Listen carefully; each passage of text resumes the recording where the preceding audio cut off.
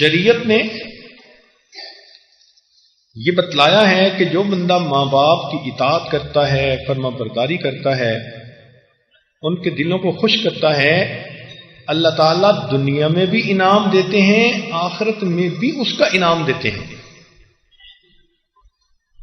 چنانچہ والدین سے حسن سلوک کا دنیا میں کیا فائدہ؟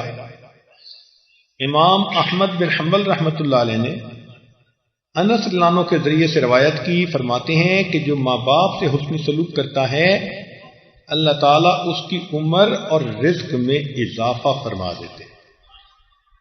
تو ماں باپ کے ساتھ اچھا سلوک کرنے کی یہ برکت ہے، عمر بھی بڑھتی ہے اور مال بھی بڑھتا ہے۔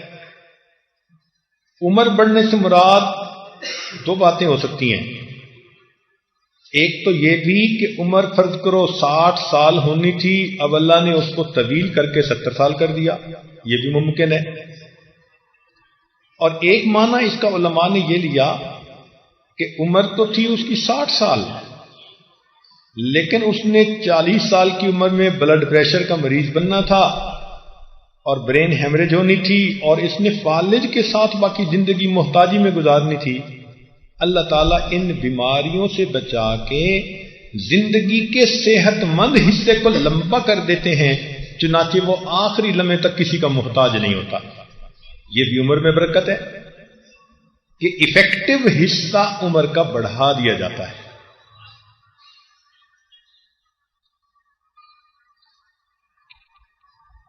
اور ایک فائدہ یہ کہ ماں باپ کا دل خوش کرنے سے انسان کے دنیا کے گناہوں کا کفارہ ہو جاتا ہے۔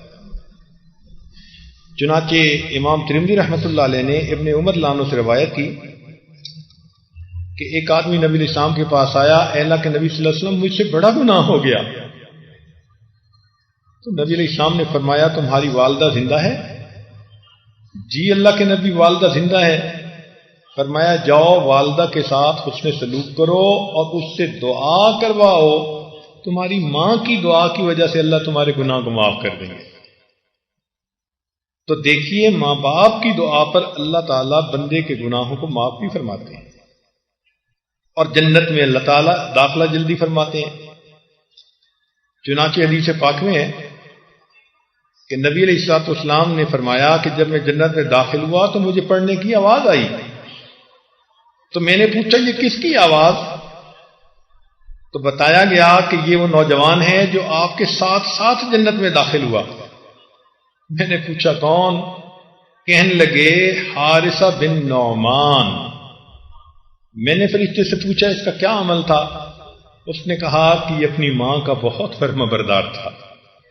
تو دیکھیے جو ماں باپ کا فرما بردار ہوگا وہ جنت میں نبی علیہ السلام کے ساتھ داخل کیا جائے گا۔ یہ تو دنیا اور آخرت میں اس کے فائدے ہوئے۔